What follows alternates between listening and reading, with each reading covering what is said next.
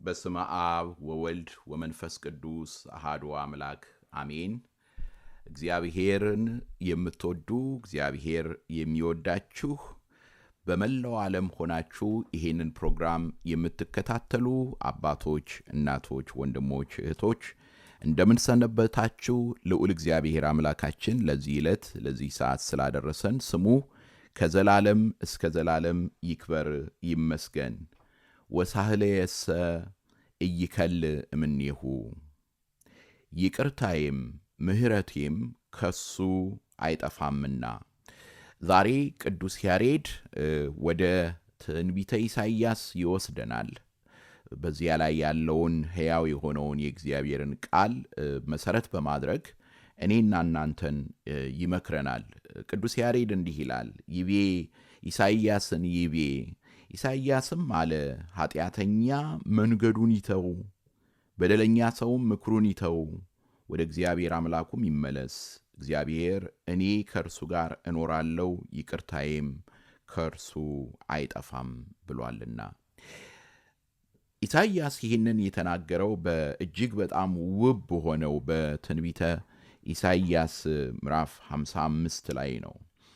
በዚህ አጭር ምዕራፍ ላይ ኢሳይያስ ምን ይለናል? እግዚአብሔር በሚገኝበት ጊዜ ፈልጉት፣ ቀርቦም ሳለ ጥሩት። ክፉ ሰው መንገዱን በደለኛም ሐሳቡን ይተው፣ ወደ እግዚአብሔር ይመለስ፣ እርሱም ይምረዋል፣ ይቅርታውም ብዙ ነውና ወደ አምላካችን ይመለስ ይላል። በጣም የሚገርም ቃል ነው እዚህ ስፍራ ላይ የምንመለከተው የምናየው። የመጀመሪያውን ነገር እንደው እንመለከተው እስቲ። እግዚአብሔር በሚገኝበት ጊዜ ፈልጉት፣ ቀርቦም ሳለ ጥሩት። እግዚአብሔር አምላክ በብዙ ስፍራ ላይ የሚናገራቸው ሁለት ነገሮች አሉ። አንደኛው ምልአቱን በሚመለከት ነው። ምሉ በኩለሄ እንደሆነ ይናገራል እግዚአብሔር። ሁለተኛ ዘላለማዊ መሆኑን ነው እግዚአብሔር የሚናገረው።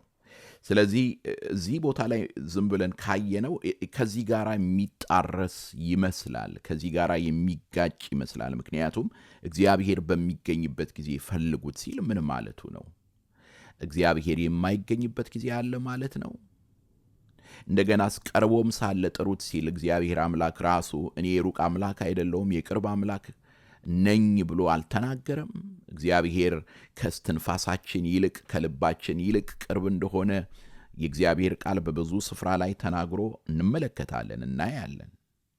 ስለዚህ ምን ማለቱ ነው? እግዚአብሔር በሚገኝበት ጊዜ ፈልጉት፣ ቀርቦም ሳለ ጥሩት። ይሄ ቃል የተነገረው ከኛ አንጻር ነው። ይሄ ቃል የተነገረው ከእግዚአብሔር አንጻር አይደለም። እግዚአብሔር በሁሉ ስፍራ ምሉ የሆነ አምላክ ነው።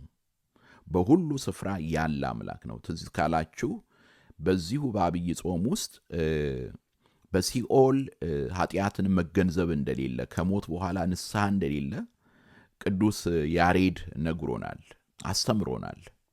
ያንን ነው እዚህ ስፍራ ላይ የምናገኘው። ማለትም ማለት ነው እግዚአብሔር የንስሐ ዕድሜ ሰጥቷችሁ ሳለ እግዚአብሔር በሚገኝበት ጊዜ ማለት የእግዚአብሔር ይቅርታ የእግዚአብሔር ምሕረት በተዘረጋበት ጊዜ ፍርዱ ሳይፈጸም እርሱ እግዚአብሔር አምላክ እኔና እናንተ እንድንመለስ ባወጀበት የምሕረት ዘመን የይቅርታ ዘመን ላይ እግዚአብሔር በሚገኝበት ጊዜ ፈልጉት ማለት አሁን ተብሎ ሲጠራ የመዳናችን ጊዜ በሆነበት በዚህ ሰዓት በዚህ ወቅት እግዚአብሔር አምላክ የምህረት ዓመትን የይቅርታን ዓመትን ሰጥቶናል። ለዚህ ነው ወልደ እግዚአብሔር ኢየሱስ ክርስቶስ ወደ አደገበቱ ወደ ቅፍርናሆም በመጣ ጊዜ ወደ ምኵራብ ገብቶ ያስተማረው ይሄንን ነበረ።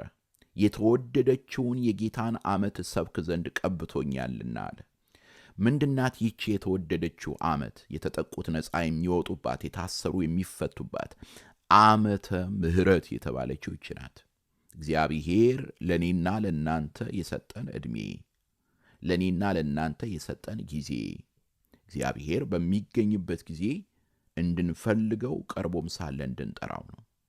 ስለዚህ ይሄንን ቁጥር 6 ላይ ኢሳይያስ 55 ቁጥር 6 ላይ ያለውን ቃል ነው ያነበብኩላችሁ እና ቅዱስ ያሬድም የሚያሳስበን ዛሬ ይሄንን ነውና ታዲያ እግዚአብሔርን እንዴት አድርገን ነው የምንፈልገው? በሚገኝበት ጊዜ እንዴት አድርገን ነው የምንጠራው ቀርቦ ሳለ ስንል በጣም ግልጽ በሆነ በማያሻማ መንገድ ያቀርብልናል። ምን ይለናል?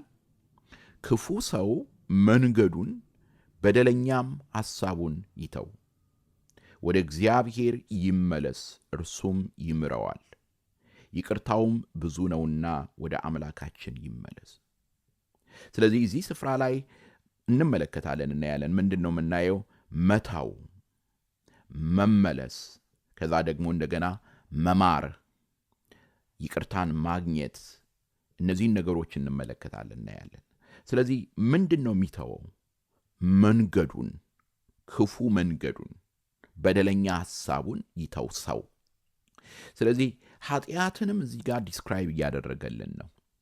ኃጢአት ማለት ምን ማለት ነው? ኃጢአት ማለት አቅጣጫን መሳት ማለት ነው። ከእግዚአብሔር መንገድ ወደ ሌላ መንገድ ውስጥ መግባት ማለት ነው። ወደ ሲኦል ወደሚወስደው መንገድ መግባት ማለት ነው። ይሄ አቅጣጫ መሳት በደንብ ልናውቀው ይገባል። ምንድነው አቅጣጫ የሳት ነው? ትክክለኛው አቅጣጫ የትኛው ነው ቢባል እግዚአብሔር ለኔና ለናንተ ያዘጋጀልን፣ እግዚአብሔር ለኔና ለናንተ አስቀድሞ የተፈጠርንበት ዓላማ ማለት ነው። ከዚያ አቅጣጫ ዘንበል ስንል፣ ከዚያ አቅጣጫ ወደ ጎን ስንሆን የዛን ጊዜ እንስታለን፣ ወደ ጎን ስንሄድ ማለት ነው።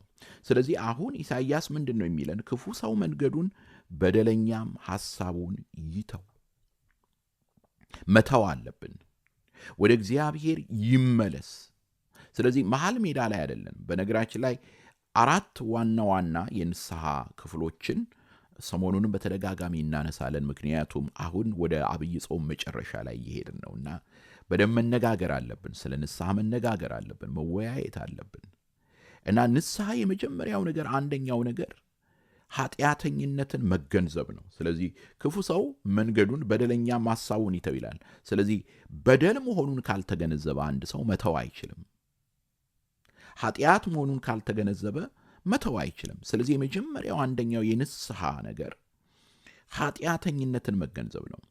እያጸደቅነው ድርጊታችንን ይሄን እኮ ያደረግኩት ለዚህ ነው እያልን ወይም ደግሞ እኔ እኮ አፌ ነው እንጂ ልቤ አይደለም እያልን ንስሐ መግባት አንችልም። ልበ አምላክ ዳዊት ያደረገውን እኔና እናንተም ብዙ ጊዜ በመዝሙራችን እንደ ቸርነት ላይ እንደምንዘምረው ያንን ነው ማድረግ ያለብን። ልበ አምላክ ዳዊት ምንድን ነው ያለው? አንተን ብቻ በደልኩ ነው ያለው። አንተን በደልኩ፣ በፊትም ክፉ ስራ፣ ክፉ ኃጢአት አደረኩኝ፣ ክፉ በደል በደልኩኝ፣ ኃጢአት ሰርቻለሁ። በቃ ምንም አላመቻመቸም። ወደዚያ አልሄደም፣ ወደ ጎን አልሄደም፣ ወደ የትኛውም ስፍራ አልሄደም። ስለዚህ የመጀመሪያው አንደኛው ነገር ኃጢአተኝነትን፣ በደለኝነትን መገንዘብ ነው። በሁለተኛ ደረጃ ደግሞ መጸጸት ነው። ይሄ መጸጸት በነገራችን ላይ አሁንም ጥንቃቄ ያስፈልገዋል። ወደ ዲፕሬሽን የሚወስድ እግዚአብሔር የሰጠንን ክብር፣ እግዚአብሔር የሰጠንን በእግዚአብሔር መልክና ምሳሌ መፈጠራችንን ወደ ጎን የሚያደርግ መጸጸት አይደለም። ለምሳሌ እንዲህ አይነቱ መጸጸት ወዴት እንደሚያደርስ የነ ይሁዳን ታሪክ መመልከት በቂ ነው። ስለዚህ ጸጸት ሲባል አይነት አለው። እንደ እግዚአብሔር ፈቃድ የሆነ ንስሐ መዳን የሚገኝበትን ጸጸት ያለበትን ነገር ነው የሚያደርገው። እንደ ዓለም ፈቃድ የሆነ ደግሞ ወደ ሞት ነው የሚያመጣው። ስለዚህ ምን አይነት ጸጸት ነው ካልን የፈጠረንን የመገበንን ከሁሉም በላይ ደግሞ በልጁ ያዳነንን ወልደ እግዚአብሔር ኢየሱስ ክርስቶስን እርሱን ማሳዘናችንን፣ እርሱን መበደላችንን፣ በጎ ላደረገልን ክፉ መመለሳችንን እያሰብን መጸጸት ማለት ነው። ማዘን ማለት ነው ስለ ኃጢአታችን። ያ ማለት እንዲህ ሲሆን የእሱን ፍቅሩን አውቀን ከሆነ የምንጸጸተው የምንሻው ምንድን ነው የሚሆነው? ያንን ፍቅር ለማግኘት ነው። ስለዚህ ይሄ የክርስቲያኖች ጸጸት፣ ይህንን በደንብ ሁላችሁም እንድትሰሙ ይፈልጋለሁ። የክርስቲያኖች ጸጸት በውስጡ ተስፋ ያለበት ነው። በውስጡ ተስፋ ያለበት ስለሆነ ወደ እውነተኛ መንገድ የሚመልስ ነው። ስለዚህ የመጀመሪያው አንደኛው ኃጢአተኝነትን መገንዘብ ነው። ሁለተኛው መጸጸት ነው። ሶስተኛው መናዘዝ ነው። መናዘዝ ነው። ኃጢአቱን የሚሰውር ይጠፋበታል። አይጠቅመውም። ነገር ግን የሚናዘዘው ደግሞ በመጽሐፈ ምሳሌ ላይ እንደምናገኘው ይለማበታል ማለት ትርፍ ያገኝበታል፣ ፍሬያማ ይሆንለታል። ኃጢአታችንን የምንናዘዘው ለምንድን ነው? ራሱን የቻለ ሰፊ ትምህርት አለው። ነገር ግን አንድ ነገር ልናገር። በየትኛውም የሥነ ልቦና ጠቢባንንም ጠይቁ፣ በየትኛውም ሁኔታ ተመልከቱት፣ ሰው በውስጡ ያለውን ሲናገር ብዙ እረፍት ያገኛል። አንድ መንፈሳዊ ሕይወታችን መንፈሳዊ መመሪያ ያስፈልገዋል። ሁለት ሶስተኛ ወደ እውነተኛው የንስሐ ሕይወት መድረስ የምንችለው በቤተ ክርስቲያን በኩል ነው። ኦርቶዶክሳዊ መንፈሳዊ ሕይወት ሁልጊዜ አውዱ ኮንቴክስቱ ቤተ ክርስቲያን ናት። የመጨረሻው ደግሞ ኃጢአት ሁልጊዜ ኮሚዩናል የሆነ አስፔክት እንዳለው ወቁ። ማለት ነው እኔና እናንተ የምንሰራው ኃጢአት አፌክት የሚያደርገው እኛን ብቻ አይደለም፣ ተጽዕኖ የሚያሳድረው እኛ ላይ ብቻ አይደለም፣ ማህበረሰቡም ላይ ነው። ስለዚህ ንስሐ የምንገባው ብቻችንን አይደለም፣ የእግዚአብሔር ሕዝብን ወክሎ ያለው ካህኑ ፊት ሆነን ነው። ሌላ ጊዜ በሰፊው እናየዋለን፣ እንመለከተዋለን። ሶስተኛው ግን መናዘዝ ነው። አራተኛው የንስሐን ፍሬ ማድረግ ነው። ፍጹም መመለስ፣ የቀደመውን አኗኗር መተው፣ ወደ እግዚአብሔር ወደ አምላካችን መምጣት ነው። እግዚአብሔር ሁላችንን ይርዳን። ስለዚህ ክፉ ሰው መንገዱን በደለኛም ሐሳቡን ይተው፣ ወደ እግዚአብሔርም ይመለስ፣ እርሱም ይምረዋል። ስለዚህ ወደ እግዚአብሔር ስንመለስ፣ ፊታችንን ወደ እርሱ ስናዞር፣ እርሱ ይምረናል። ይቅርታው ብዙ ነውና ወደ አምላካችን ይመለስ ይለናል። ስለዚህ ቅዱስ ያሬድ ዛሬ የነገረን ይሄንን ነው። ምንድነው የሚለው?